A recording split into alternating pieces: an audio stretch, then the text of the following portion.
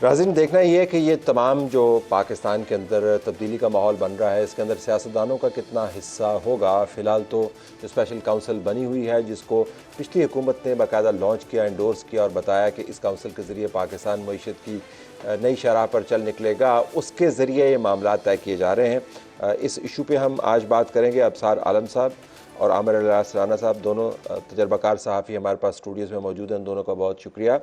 हमारे पास आमिर ज़ियाद साहब, सहाफ़ी तज्ज़ियाकार, ये भी बहुत तजर्बाकार हैं, ख़ास नुक़्ता नज़र रखते हैं, इनका भी बहुत शुक्रिया।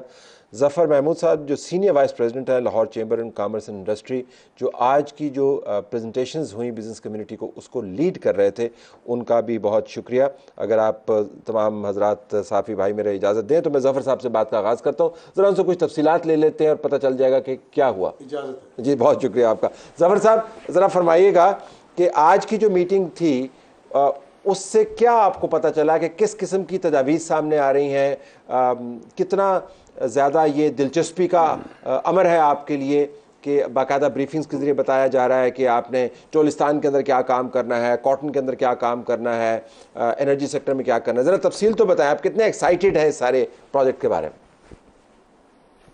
बिस्मिल्लाहिर्रहमानिर्रहीम। जी, आज जो डीजी हैं SIFC के मेजर जनरल तबस्सुम हबीब साहब, वो तशरीफ़ लाए हुए थे। मेजर जनरल शाहिद साहब और ब्रिगेडियर शहजाद साहब और उनके साथ ब्रिगेडियर नादर साहब और बाकी दोस्त थे।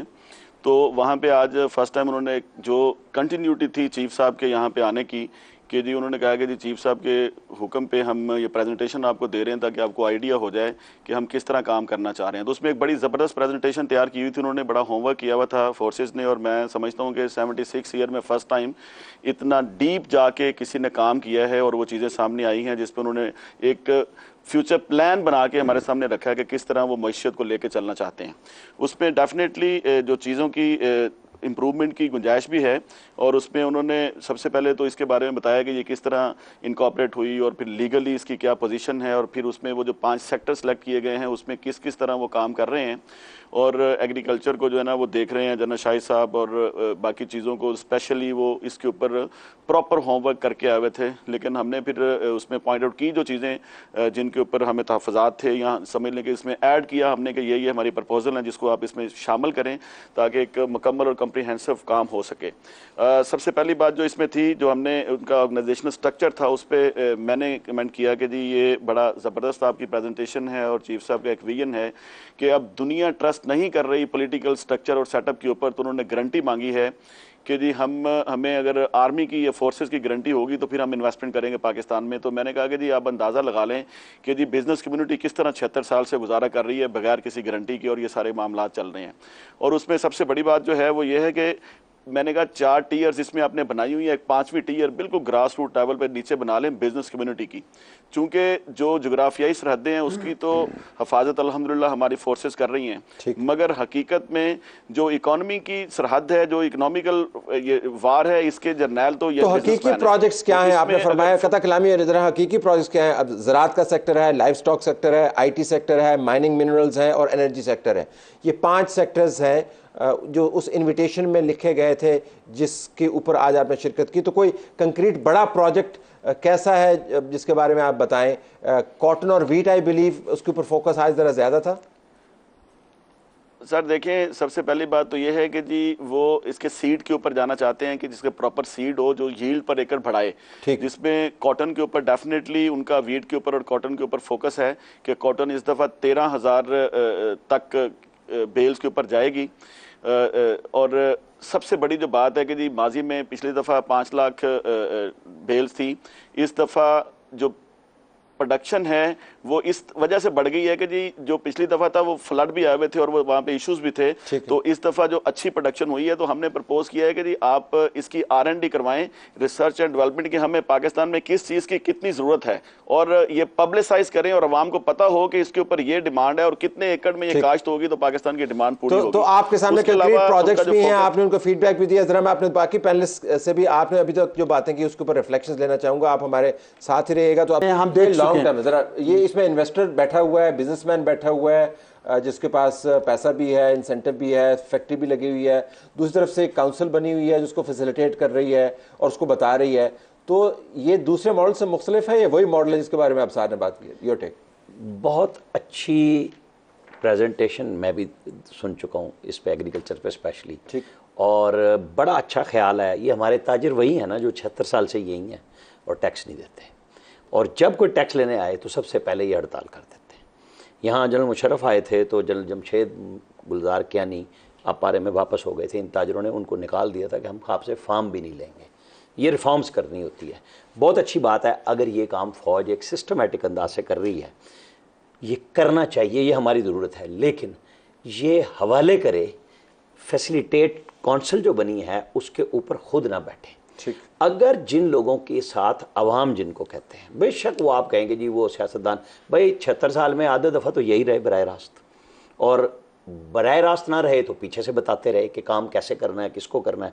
इमरान खान साहब यही कुछ हमें और आप सबको बता रहे हैं कि मैं तो पहले वो सब कुछ कहते थे मैं कर रहा हूँ, और जब बाहर हुए तो उन्होंने कहा मैं तो कुछ भी नहीं करता था। तो जो हकायक हैं, अगर हाफिज़ साहब को, आसिम मुनीर साहब को जो हमारे आर्मी चीफ़ हैं, बहुत अच्छी बात है कि अगर उनके जहन में पिछली गवर्नमेंट के साथ मिलकर एक मंसूबा बनाने का आया, निगरान दौर में बड़े हीरे तराश के, लेकिन वो सारे ट्रेडर्स के नुमाइंदे, इंडस्ट्रियलिस्ट नुमाइंदे, ये हर दौर के बेनिफिशरी हैं। इनमें से मैंने गवर्नर हाउस सिंध में भी नवाज शरीफ के साथ, बाकी लोगों के साथ बहुत बड़े बड़े इन सारे इंडस्ट्रियलिस्टों की मीटिंगें देखी हैं। सब एक ही ख्वाब दिखाते हैं कि आप ये कर दें, आप डॉलर की प्राइस को नीचे कर दें, देखें एक्सपोर्ट, और जितने एक्सपोर्ट करते हैं उनमें से कोई डॉलर वापस नहीं लाता। ठीक। मतलब हमारा अलमिया है, अगर अब फौज करना चाह रही है, और बराह रास्त आर्मी चीफ चूँकि मुखातिब हो रहे हैं लोगों से जाके, कोई बुरी बात नहीं है, क्योंकि मैं उस आइडियल जमहूरियत पे भी नहीं जाता जिसने हमें कुछ नहीं दिया। लेकिन ये अगर सिर्फ आइसोलेशन में चले गए कि मैं, जिनको वो मैं बना देंगे लोग, ये जो जैसे हमारे ताजिर और इंडस्ट्री सब बात कर रहे हैं ना, ये उनको खड़ा कर देंगे कि आप ही मसीहा हैं। यहाँ सारे मसीहा गुजर चुके हैं। अगर ये सब मिलके चलेंगे तो सियासतदानों को छोड़े बगैर अगर गए तो नहीं। लेकिन एक जी आमिर, तो काफ़ी धूम धड़के से और शादियाने बजाते हुए इस काउंसिल को लॉन्च किया गया था। तो ये फौज का नहीं है, ये बेसिकली सियासतदानों ने खुद एक क्रिएट किया है फोरम, और जिसको प्राइम मिनिस्टर आज के निगरान वज़ीर आज़म इसको लीड करते हैं। अगली मरतबा जो मुंतखब वज़ीर आज़म है वो लीड करेंगे। Your take, go ahead. देखिए, पहली बात ही, बाज़ दोस्त जिस तरह इतराज़ कर रहे हैं कि गालिबन यकीनन बल्कि फ़ौज का कोर फंक्शन तो नहीं है मईशत को लीड करना, लेकिन अब आज के हालात में नेशनल सिक्योरिटी के अंदर इकोनॉमिक सिक्योरिटी भी आती है, और ये हमारी सियासी जमातों के लिए और सियासतदानों के लिए लम्हा फ़िक्रिया होना चाहिए कि क्यों फ़ौज को हर कुछ अरसे के बाद बिल्कुल मंजर आम पर आकर, बजाय पीछे बैठकर करने के या ना करने के, उनको मंजर आम पर आके चीज़ों को डायरेक्टली हैंडल करना पड़ता है। ये बहुत बड़ा सवाल है, और ये जो हमारी डिसफंक्शनल वो है डेमोक्रेसी है, उसको भी अंडरलाइन करता है, हाईलाइट करता है कि यहाँ पे मामला जो है वो सही नहीं चल रहे। और हमेशा ये होता है कि आप 8-10 बरस का मौका मिलता है, जैसे भी 2-3 मतलब 2.5 डेमोक्रेटिक गवर्नमेंट से गुजरी ना आपकी, कि अगर आप देखें कि असल से बड़े वाली डेमोक्रेसी हमारे यहाँ 2008 में अगर बहाल होती है तो उसके बाद मतलब 3 पार्लियामेंट से अपना जो है टर्म मुकम्मल किया है, और उसमें ठीक है कि उसमें कॉम्प्रोमाइज़ भी हुए और उसमें हाइब्रिड रिजिम भी था, सब कुछ मान लेते हैं, लेकिन सिविलियंस इंचार्ज थे तो अपने आप को बरी ज़िम्मा नहीं कर सकते। तो क्या वजह होती है कि फ़ौज को बार बार सामने आना पड़ता है, उन एक्टिविटीज़ में आना पड़ता है कि जिनसे उनका बरह रास्त ताल्लुक़ नहीं होता। और क्या वजह है कि जब आम आदमी से अगर आप बात करें, प्रोफेशनल पाकिस्तानियों से बात करें, आप जनाब बिजनेसमैन से बात करें, वो उस चीज़ को खुशाइंद करार देते हैं। मुझे पता है कि पॉलिटिकली इनकरेक्ट स्टेटमेंट मैं दे रहा हूँ, लेकिन हमारे और जो हमारे मतलब है कि जो कहते हैं ना हमारी सिविल सोसाइटी है, उसको ये बात सख्त नापसंद है। लेकिन एक हकीकत यही है कि लोग इसको बहुत ज़्यादा खुशामदेद कहते हैं, वेलकम करते हैं। और ये कौन से लोग हैं? बहुत बड़ी वजह ये कि जी आमिर, कौन से लोग हैं? आपने इनको कहाँ पर खुशामदेद? मैं आम आदमियों की बात कर रहा हूँ, जैसे मैं आम आदमी में रहते हैं रोज तकरीबन यहाँ कराची। मुझे बताने को खास आदमी है जो आपके पास, जो आम आदमी है, आपका कोई खास आदमी है, मुझे बताएं तो सही कौन से लोग? नहीं, ख्वास से बुरात मैं आपको ये बताता हूँ, होता ये कि जो आपके बिजनेस, कराची के बिजनेसमैन से मेरी मोरलेस मुख्तलिफ लोगों से बात होती रहती है, आपको फीडबैक मिलता रहता है।